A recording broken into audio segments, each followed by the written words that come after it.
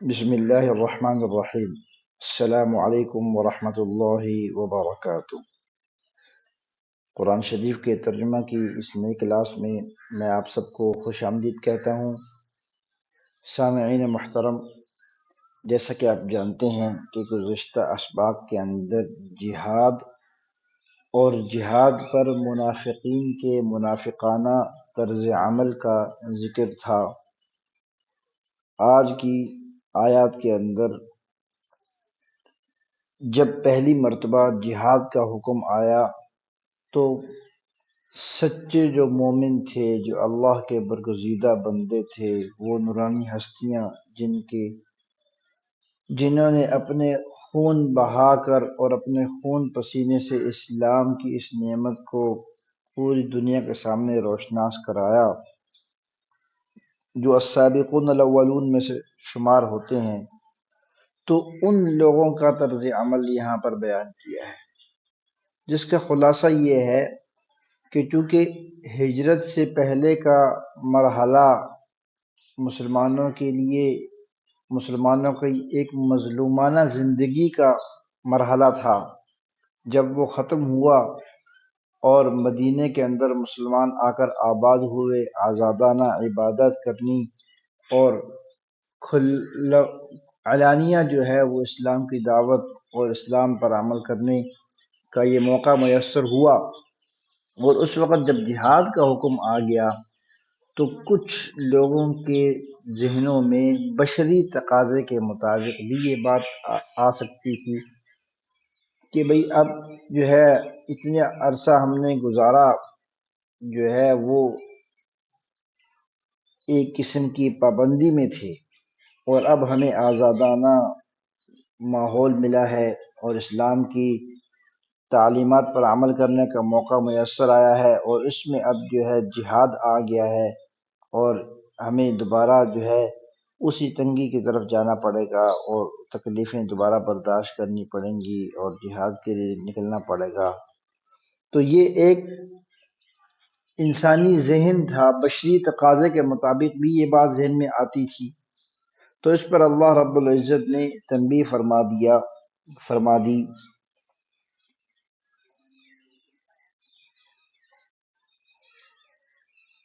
اور بتا دیا کہ دیکھو یہ دنیا کی زندگی ہے، اس میں فائدہ جو ہے وہ وقتی ہے، اور آخرت جو ہے وہ تقوی اختیار کرنے والوں کے لیے بہتر ہے، اور جہاں تک موت کا تعلق ہے تو وہ تو تمہیں آنی ہے، چاہے تم جو ہے وہ کسی مضبوط قلعے کے اندر بھی ہو۔ تو جہاد سے موت کی وجہ سے نہ وہ ڈر رہے تھے اور نہ ہی ڈرتے تھے،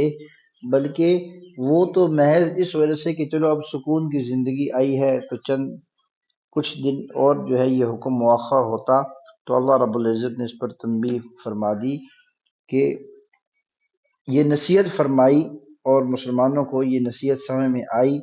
اور آپ حضرات جیسا کہ پڑھ چکے ہیں اور سنا ہوگا کہ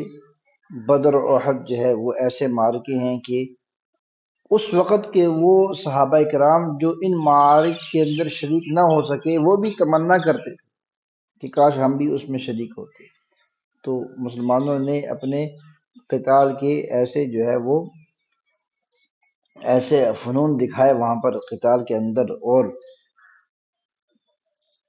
نبی کریم صلی اللہ علیہ وسلم کی ذات پر اپنی جان نثاری کی وہ مثالیں قائم فرما دی جو رہتی دنیا کے لیے ایک مثال بن گئی ہیں۔ تو اب مزید وقت ضائع کیے بنا سبق کی طرف بڑھتے ہیں اور ان آیات کا ترجمہ سمجھنے کی کوشش کرتے ہیں۔ اور سبق کی طرف بڑھنے سے پہلے میری آپ سے گزارش ہے کہ چینل کو ضرور سبسکرائب کریں، اور ویڈیو اگر پسند آئے تو اس کو لائک اور شیئر بھی کیا کریں۔ اعوذ باللہ من الشیطان الرجیم۔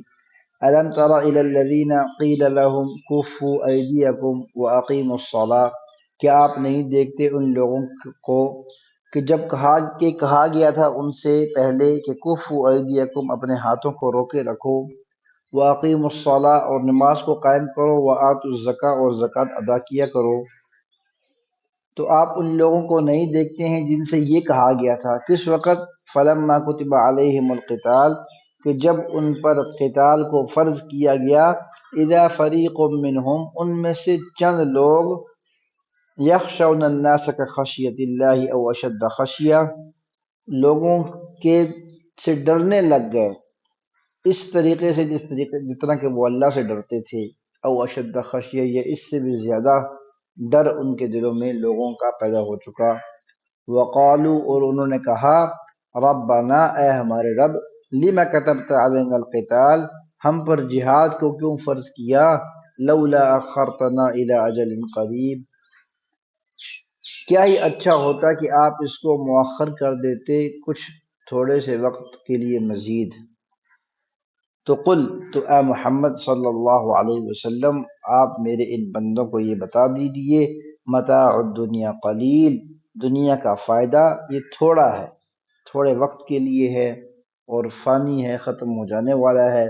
والآخرۃ خیر لمن اتقی، اور آخرت جو ہے، آخرت کی زندگی اور آخرت میں ملنے والے فوائد، خیر، یہ بہتر ہیں، لمن اتقا، اس شخص کے لیے جو تقوی اختیار کرے، ولا تظلمون فتیلا، اور یاد رکھو کہ تمہیں ایک دھاگے کے برابر بھی ظلم تم پر نہیں کیا جائے گا۔ اینما تکونوا یدرککم الموت ولو کنتم فی بروج مشیدہ، جہاں کہیں بھی تم ہوگے موت تمہیں آ پکڑے گی، ولو کنتم فی بروج مشیدہ، اور اگرچہ تم ہو قلعوں کے اندر مشیدہ جو مضبوط ہیں، وَإِن تُصِبْهُمْ حَسَنَةٌ، اور اب یہاں سے منافقین کے ایک طرز عمل کو بیان کیا جا رہا ہے جس کا خلاصہ یہ ہے کہ جب ان کو کوئی اچھی خبر ملتی، کوئی بھلائی ان پر آتی تو کہتے یہ اللہ کی طرف سے ہے، اور جب ان پر کوئی برا وقت آتا یا کوئی برائی آتی تو کہتے یہ نبی کریم صلی اللہ علیہ وسلم کے حکم کی وجہ سے ہوا ہے۔ تو اللہ رب العزت نے بتا دیا کہ بھئی نبی کریم صلی اللہ علیہ وسلم جو ہے، جو حکم تم لوگوں کو دیتے ہیں وہ در حقیقت اللہ ہی کا حکم ہوتا ہے، تو سب کچھ جو تم پر آتا ہے وہ اللہ ہی کی طرف سے آتا ہے، اور تمہارے شامت اعمال ہوتا ہے اس کے اندر۔ نبی کریم صلی اللہ علیہ وسلم تو صرف حکم دینے والے ہیں، رسول ہیں، اللہ کا پیغام پہنچانے والے ہیں۔ اس تکوینی عمل کے اندر کہ اچھائی تمہیں ملی یا برائی تم پر آئی، تو اس میں ان کا کوئی دخل نہیں۔ تو یہ اس آیت کا خلاصہ ہے۔ اب ترجمہ دیکھتے ہیں۔ وَإِن تُصِبْهُمْ حَسَنَةٌ يَقُولُوا هَٰذِهِ مِنْ عِندِ اللَّهِ، اور جب ان پر کوئی آتی بھلائی تو کہتے کہ یہ اللہ کی طرف سے ہے۔ وَإِن تُصِبْهُمْ سَيِّئَةٌ يَقُولُوا هَٰذِهِ مِنْ عِندِكَ، اور ان پر اگر آتی کوئی برائی تو کہنے لگتے کہ یہ آپ کی طرف سے ہے، یعنی آپ کے حکم کی وجہ سے ہے، یہ آپ کی وجہ سے ہے۔ قُلْ كُلٌّ مِّنْ عِندِ اللَّهِ، تو آپ ان کو بتا دیجئے کہ دیکھو یہ جو حکم پہلے دیا گیا اور اب دیا گیا یہ سب اللہ کی طرف سے ہوتے ہیں۔ قُلْ كُلٌّ مِّنْ عِندِ اللَّهِ، اچھائی بھی اللہ کی طرف سے ہے اور برائی بھی اللہ کی طرف سے ہے، یعنی اللہ کے حکم سے ہو رہا ہے۔ کیونکہ نبی کریم صلی اللہ علیہ وسلم جن پر آپ یہ تہمت لگا رہے ہو کہ آپ کی وجہ سے، آپ کے اس حکم کی وجہ سے یہ ہو گیا، یہ برائی آئی ہے، تو در حقیقت وہ حکم اللہ کا حکم ہوتا ہے۔ وَقُلْ كُلٌّ مِّنْ عِندِ اللَّهِ فَمَا لِهَٰؤُلَاءِ الْقَوْمِ لَا يَكَادُونَ يَفْقَهُونَ حَدِيثًا، پس کیا ہوا ہے ان لوگوں کو کہ یہ بات سمجھنے کے قریب نہیں آ رہے۔ ما اصابک من حسنۃ فمن اللہ، جو آپ کو ملتی ہے اچھائی میں سے، فمن اللہ، وہ اللہ کی طرف سے ہے۔ وما اصابک من سیئۃ فمن نفسک، اور جو تم پر کوئی برائی آ رہی ہے، فمن نفسک، تو تمہاری وجہ سے ہے، تمہارے عمل کی وجہ سے ہے، اس میں رسول کریم صلی اللہ علیہ وسلم کا کوئی دخل نہیں، تمہارے اعمال کی وجہ سے تم پر یہ نتائج آتے ہیں۔ وَأَرْسَلْنَاكَ لِلنَّاسِ رَسُولًا، اور ہم نے آپ صلی اللہ علیہ وسلم کو بنا کر بھیجا ہے لوگوں کے لیے رسولا، یعنی پیغام پہنچانے والا۔ وہ تو پیغام پہنچانے والے ہیں، وہ حکم دینے والے نہیں، حکم تو اللہ کا ہے۔ وَكَفَىٰ بِاللَّهِ شَهِيدًا، اور اللہ رب العزت اس بات پر گواہی کے لیے کافی ہے۔ مَن يُطِعِ الرَّسُولَ فَقَدْ أَطَاعَ اللَّهَ، جس نے اللہ کے رسول کی اطاعت کی، فقد اطاع اللہ، تو اس نے اللہ کی اطاعت کی۔ وَمَن تَوَلَّىٰ فَمَا أَرْسَلْنَاكَ عَلَيْهِمْ حَفِيظًا، اور جو کوئی اس سے اعراض کرے، پیٹھ پھیر لے گا، فما ارسلناک علیہم حفیظا، تو اے نبی کریم صلی اللہ علیہ وسلم ہم نے آپ کو ان لوگوں کے لیے محافظ بنا کر نہیں بھیجا۔ وَيَقُولُونَ طَاعَةٌ، اور ان منافقین کا ایک طرز عمل یہ ہے کہ جب آپ کے سامنے ہوں گے، آپ کی مجلس میں بیٹھے ہوں گے تو طاعۃ، تو نیکی کی باتیں کریں گے، فرما برداری کی باتیں کریں گے۔ فَإِذَا بَرَزُوا مِنْ عِنْدِكَ، بس جب آپ کے ہاں سے اٹھ کر چل دیے، بَيَّتَ طَائِفَةٌ مِّنْهُمْ غَيْرَ الَّذِي تَقُولُ، تو ان کی ایک جماعت جو ہے وہ راتوں کے مشورے دیتی ہے، وہ غیر الذی تقول، وہ باتیں رات کو مشورے میں اپنے سامنے رکھتے ہیں جو اس کے علاوہ ہیں جو آپ کے ہاں آپ کے سامنے انہوں نے کہیں۔ واللہ یکتب ما یبیتون، اور اللہ رب العزت وہ باتیں لکھ لیتے ہیں جو یہ راتوں کو آپس کے مشوروں میں طے کرتے ہیں۔ فَأَعْرِضْ عَنْهُمْ، پس آپ ان سے اعراض کیجئے، وَتَوَکَّلْ عَلَى اللَّهِ، اور اللہ رب العزت پر ہی توکل کیے رکھیے، وَكَفَى بِاللَّهِ وَكِيلًا، اور اللہ رب العزت جو ہے وہ نگہبانی کے لیے کافی ہیں۔ أَفَلَا يَتَدَبَّرُونَ الْقُرْآنَ، یہ لوگ قرآن شریف کے اندر تدبر کیوں نہیں کرتے، قرآن شریف کی آیات کے اندر غور کیوں نہیں کرتے۔ وَلَوْ كَانَ مِنْ عِنْدِ غَيْرِ اللَّهِ، اور اگر یہ قرآن ہوتا اللہ کے علاوہ کسی اور کے ہاں سے، لَوَجَدُوا فِيهِ اخْتِلَافًا كَثِيرًا، تو یہ لوگ پاتے اس کے اندر بہت زیادہ اختلافات اور بہت زیادہ تضادات۔ وَإِذَا جَاءَهُمْ أَمْرٌ مِّنَ الْأَمْنِ أَوِ الْخَوْفِ أَذَاعُوا بِهِ، اور اسی طریقے سے یہاں پر ایک منافقین کے طرز عمل کا بیان ہے کہ جب ان کو کوئی بات ملتی امن کی یا خوف کی تو اس کو فوراً پھیلا دیتے۔ وَلَوْ رَدُّوهُ إِلَى اللَّهِ وَلَوْ رَدُّوهُ إِلَى الرَّسُولِ وَإِلَى أُولِي الْأَمْرِ مِنْهُمْ لَعَلِمَهُ الَّذِينَ يَسْتَنبِطُونَهُ مِنْهُمْ، اور اگر وہ اس بات کو لوٹاتے یعنی لے کر آتے اللہ کے رسول کے پاس، وَإِلَى أُولِي الْأَمْرِ مِنْهُمْ، اور اسی طریقے سے ان لوگوں کے پاس جو ان کے اوپر اولی الامر ہیں، یعنی حکومت کرنے والے ہیں، سرکار جن کے ہاتھ میں ہے، تو لَعَلِمَهُ الَّذِينَ يَسْتَنبِطُونَهُ مِنْهُمْ، تو ان میں سے وہ لوگ جان لیتے ان باتوں کو جو خریدنا جانتے ہیں، وہ باتوں کو جان لیتے کہ بھئی اس کے اندر جو ہے وہ کیا سچائی ہے اور کیا جھوٹ ہے۔ لَعَلِمَ، تو جان لیتے، الَّذِينَ يَسْتَنبِطُونَهُ، وہ لوگ جو باتوں کو خریدنا جانتے ہیں، باتوں کی گہرائی تک پہنچنا جانتے ہیں، اس سے استنباط کرنا جانتے ہیں، منہم یعنی ان لوگوں میں سے، اولی الامر میں سے، تو وہ لوگ ان باتوں کی تہ تک پہنچ جاتے۔ وَلَوْلَا فَضْلُ اللَّهِ عَلَيْكُمْ وَرَحْمَتُهُ،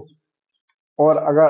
اللہ کا فضل نہ ہوتا، اللہ کی مہربانی نہ ہوتی تم پر اور اللہ کی رحمت نہ ہوتی، لَاتَّبَعْتُمُ الشَّيْطَانَ إِلَّا قَلِيلًا، تو تم لوگ جو ہے تھوڑوں کو چھوڑ کر کچھ لوگوں کے علاوہ تم سب کیا ہوتے، شیطان کی اتباع کر رہے ہوتے۔